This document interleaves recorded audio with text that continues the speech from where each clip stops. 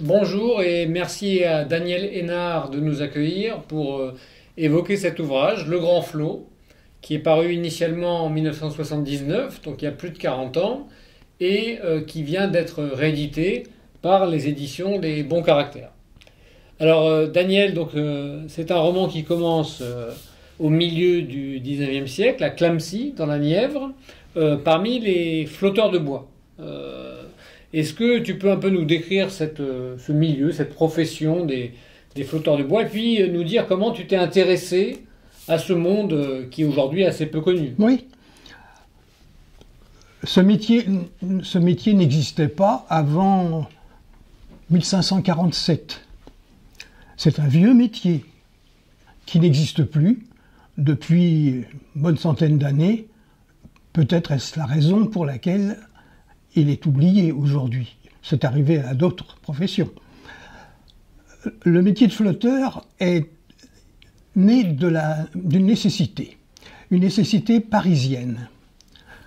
À Paris, comme dans toutes les villes, les grandes villes d'Europe, il y avait un besoin d'énergie pour chauffer les gens, chauffer les fours des boulangers, des ferronniers, tout un tas de petits artisans qui avaient besoin de chaleur. Mais si on considère l'année 1547 dont je parlais, la population de Paris tourne autour de 200 000, et elle ne fera que croître. En 1847, elle tournera bientôt, elle tourne au million, et 40 ans plus tard à 2 millions. Il y a une croissance exponentielle, comme on dit aujourd'hui, de la population. Et il y a quelque chose qui se passe à ce moment-là, c'est que la source d'énergie qui est le bois, à cette époque-là, il n'y a que le bois. Le charbon n'est pas encore consommé, il le sera, mais pour l'instant c'est le bois. Et pendant presque 4 siècles, 3 bons siècles, c'est le bois qui sera la source d'énergie. Écologique, on dirait aujourd'hui. Eh bien, le fait est que cette consommation de bois, elle a cru avec l'accroissement de la population. Il y a eu un besoin fou de bois. On a risqué à cette époque-là, c'est le début du XVIe siècle, c'est François Ier, on risquait la pénurie. Les bois autour de Paris, d'abord ils étaient la propriété de nobles, qui ne laissaient pas couper leur bois comme ça. Alors, les petites forêts domaniales, communales ont été exploitées, surexploitées, et il n'y avait plus de bois pour Paris.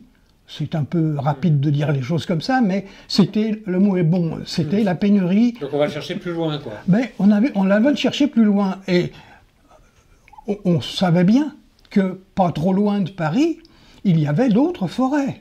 On a la forêt de Fontainebleau, etc.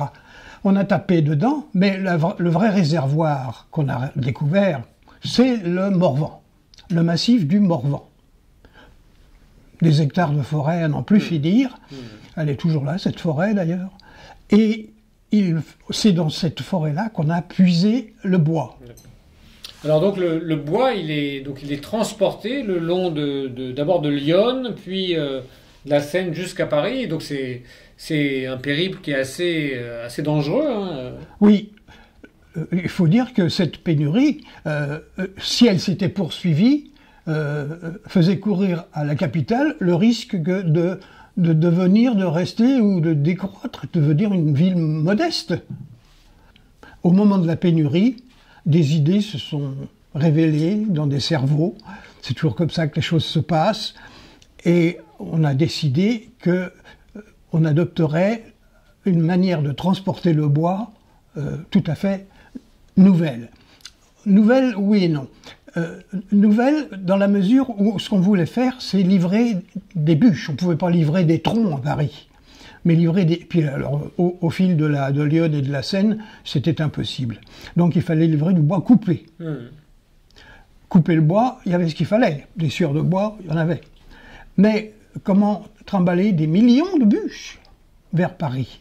On avait l'expérience de par exemple sur la petite rivière affluent de la Seine, l'Andelle, où les gens du cru lançaient leur bûche dans la rivière, la faisaient flotter, comme ça, carrément. Et quand ils avaient besoin, ils crochetaient. Mais c'était vraiment modeste. Mais cette petite idée-là, ça a été une idée retenue par, peu importe les noms, par un personnage qui s'est dit, mais moi je vais aussi faire le flottage à bûche perdue, c'est comme ça qu'on disait, pour envoler du bois en grande quantité. Alors il a bricolé, ça n'a pas marché, mais il travaillait pour le compte d'un monsieur, un bourgeois, qui s'appelait Jean Rouvet, et qui a mis à profit l'essai de son subordonné pour imaginer qu'on allait assembler les bûches, couper, et les faire voguer comme ça jusqu'à Paris. Bon. Ça fait un train, ce qu'on appelle le train. C'est le train. Ouais. C'est le train. Alors, naturellement, le train, c'est du bois, c'est un ensemble de bûches énormes. 20 stères à la fois. Des millions de bûches. 20 stères à la fois. Mais 20 stères à la fois, on ne peut pas les jeter à l'eau comme ça. Comment est-ce qu'on les récupérerait? Donc, on les assemble. C'est un assemblage. Un assemblage ingénieux qui, d'ailleurs, est très difficile à retrouver dans les archives, comment les gars fabriquaient ça. Ah oui. Vraiment les petites mains du bois, là. Et ils assemblaient les bûches. Alors, je vais faire un petit saut en arrière. D'où viennent les bûches? Elles viennent de la forêt du Morvan, une forêt qui a des propriétaires, et des propriétaires qui trouvent là l'occasion de se faire de l'argent, puisqu'ils vont pouvoir vendre du bois qui sera chauffé à Paris. Ils sont souvent parisiens eux-mêmes, d'ailleurs. Ils délèguent leurs fonctions sur place à des faiseurs de flottage, comme on les appelait. Et ces gens-là, les propriétaires, et puis ceux qui travaillaient pour eux, rassemblaient à des moments convenus dans l'année, à peu près toujours les mêmes, des sieurs, des bûcherons, tous les gens qui mettaient la forêt en coupe. Si je puis dire, écologiquement, car on n'abattait pas n'importe quel arbre. C'était, comment est-ce qu'on dit aujourd'hui, une énergie renouvelable. Vraiment renouvelable. N'oubliez pas, la chose a duré presque 4 siècles. On aurait pu épuiser la forêt, mais on l'a fait intelligemment. Chaque année, c'était repéré de manière à ce que, dans les années qui suivent, on avait de nouveau. Alors, coupage du bois, tronçonnage, coupage du bois à ce qu'on appelait des moulées, parce qu'on passait une espèce de moule pour qu'elle soit tout à peu près calibrée, calibrée à peu près comme ça, coupée à 1,14 m, c'est le système métrique qui a donné ça, c'était une autre dimension, coupée, et ce bois qui était là, par terre, dans la forêt, il fallait l'emmener au fleuve. Alors la rivière, elle n'est pas à côté. Oui. Quand on connaît le Morvan, c'est un ruissellement de petits rues, des ruisselets, des étangs, etc. Donc le premier but, c'était de débarder. On avait pour ça des charrettes à 2 roues avec 2 petites vaches morvandelles, très habituées à la chose, trapues, qui se faufilaient, qui allaient jusqu'à ce qu'on appelait des ports de flottage. Comme celui qu'on voit dans le roman. Voilà, port de flottage, où là commençait une opération qui s'appelait le marquage, avec un burin. Chaque bûche était tapée à droite et à gauche, parce qu'on repérait ainsi comme ça le propriétaire. Tout ça, ça allait se balader à Paris, il fallait les retrouver. Et donc alors pour revenir aux flotteurs, si tu me permets, donc les flotteurs, donc ils sont de la Nièvre, ils sont de la région. Oui. Donc après ils naviguent avec leur train jusqu'à Paris, et puis ils arrivent à Paris, ils débarquent le bois, et donc là ils sont dans un autre monde. Oh oui, ils sont dans Paris. Ouais. Ils sont dans la monarchie de Juillet quand commence le roman, c'est-à-dire dans un moment où le monde ouvrier tire la langue. Ça lui arrive souvent, mais il tire la langue. Et à la veille de la révolution de 1848. Voilà, il y a quand même 89 qui est passé par là, qui a remué beaucoup les idées. N'oublions pas que Clamecy n'est qu'à 200 km de Paris, même si à l'époque ça faisait un peu loin, aujourd'hui c'est à côté. Donc ils arrivent dans ce milieu qu'ils n'ignorent pas. C'est ce qui leur a ouvert l'esprit d'ailleurs beaucoup. Quand ils arrivaient à Paris, ils déflottaient le train. Donc c'est aujourd'hui, c'est sur les berges de la Seine, l'Arsenal. Tout au long d'ailleurs, mais le pont de la Tournelle, venant de Clamecy, on allait au pont de la Tournelle, et là il y avait des... ça nous rappelle que Paris était un port. Oui, c'était un port, et il y avait une circulation fluviale abondante. Quand on voyait arriver ce monstre de 72 mètres sur 5 mètres de large, les petits bateaux se mettaient de côté, hein, quand les gars... Et donc il y avait un personnel parisien qui déflottait, c'est-à-dire on défaisait le train. Je vais être bref, mais dire quand même que ce train, quand j'ai prononcé plusieurs fois le mot d'écologie, ce train est phénoménal parce que il transporte l'énergie en n'en consommant pas. C'est le flotteur avec ses petits bras qui oriente le train. Il ne le pousse pas, c'est le courant d'eau qui pousse. Hein. Et il a derrière lui, à 72 mètres de là, un petit homme, son gosse la plupart du temps, à qui il donne des ordres pour aller à droite, à gauche, média. Hein. Et les bûches sont attachées entre elles. On n'a pas dit ça, mais il faut bien imaginer que tout ça c'est ficelé, sans ficelle. La ficelle, elle est prise dans la forêt. C'est des petites bandes comme de l'osier, quoi. Que les tordeuses, les femmes des marins, là, elles tordaient 7 ou 8 branches comme ça, et puis elles entouraient les bûches les unes avec les autres, bien serrées, tout ensemble ne devait pas... Parce qu'il y avait des risques hein, sur le flottage. Très dangereux. Oui. Très dangereux. Il y avait des morts, beaucoup de morts. Alors oui.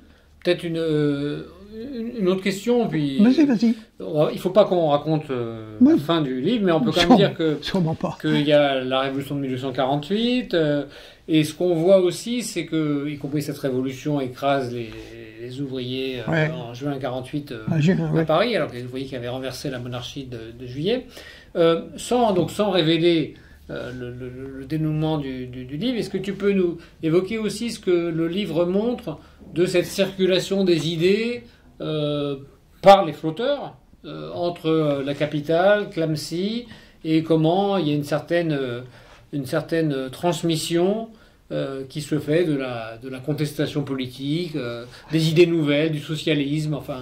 Déjà au départ, je te suis là. Au départ, la population de Clamecy qui vit du flottage. Les flotteurs sont des Clamecycois, mais tous ceux qui travaillent avec eux sont des Clamecycois. Ce sont des gens qui ont, je le disais au départ, et qui ont l'esprit ouvert, parce que c'est pas comme le paysan dans son enclos, dans sa ferme, hein, qui bouge pas, le bouseux. Hein. Eux, ils ont le ciel ouvert devant eux, et quand ils arrivent à Paris, ils ont la vie ouverte devant eux. Et ça bouge à Paris. Hein, depuis 89 notamment, ça bouge tout le temps. Et les idées nouvelles, ce qu'on appelle les idées nouvelles à l'époque, ils ne sont pas, faute de les entendre, d'y adhérer ou de ne pas y adhérer. La plupart du temps, ils y ont adhéré. Ce qui fait qu'ils ont, à Clamecy même, développé des grèves en 1832, en 37, en 41, grande grève en 41. Phénomène pas très connu en France. Hein. Mais on a là vraiment peut-être les premières grandes grèves ouvrières. Hein. C'est eux qui travaillent par la force de leurs muscles. Ce sont vraiment, pour reprendre un mot familier au vocabulaire, ce sont les prolétaires. Ce sont les prolétaires qui comme ça, sont soumis aux caprices des propriétaires, hein, qui les payent avec des queues de radis, donc qui sont vraiment à l'écoute de ce qui peut se passer dans Paris, qui sont un peu, comment dire, on leur bourre pas la tête à ces gens-là, mais enfin ils entendent. Ils voient bien que les ouvriers parisiens, ils bougent, ils n'hésitent pas à faire des révoltes aussi. Il y a eu 1830 quand même, n'oublions pas, hein, aussi. Donc, quand ils reviennent à Clamecy, ben, ils ont ces idées-là dans la tête, et il y a une idée qui court, et que les intellectuels de la région, il n'y a pas que des flotteurs dans la région de Clamecy, sont sensibles aux idées républicaines. Le mot république a sonné fort en 89. Et le mot république, il tient toujours très fort dans leur tête, dans la tête des bourgeois aussi. Parce que eux par peur, les autres par espoir. Donc, quand se profile l'idée de résister à Louis-Philippe, leurs idées ont bien suivi, ça, c'était bien dans leur ligne, et ils étaient à l'écoute, à l'affût de tout ce qui se passait dans Paris. Ils étaient les télégraphistes, et ils ont suivi avec beaucoup d'attention les événements. Les événements marqués à cette époque-là, avant 47, les événements qu'on a appelés la campagne des banquets, par exemple. Il y a eu 70 banquets en France, à Dijon notamment. Pour contourner l'interdiction des réunions publiques. Voilà. Le roi, oui, avait interdit les réunions publiques, contrôle de la presse, enfin, ça devenait vraiment vicié. Avec un ministre comme Guizot, avec qui on plaisantait pas, et qui a été obligé d'être remplacé par Mollet, qui portait bien son nom d'ailleurs, qui n'a pas fait le poids, et qui s'est mêlé d'interdire ces banquets républicains, entre guillemets. L'étincelle qui a mis le feu aux poudres, ça a été l'interdiction du banquet parisien, dans le 12e, je crois, en 1848. En février. Donc voilà, donc en fait un roman qui nous mène du monde des flotteurs de bois jusqu'à la Révolution de 1848 et au-delà. On ne va pas en dire plus. Oui, parce que voilà, il faut lire le roman pour le découvrir. Merci beaucoup Daniel d'avoir accordé cet entretien à Lutte ouvrière sur ce roman, donc Le Grand Flot, récemment réédité par Les Bons Caractères.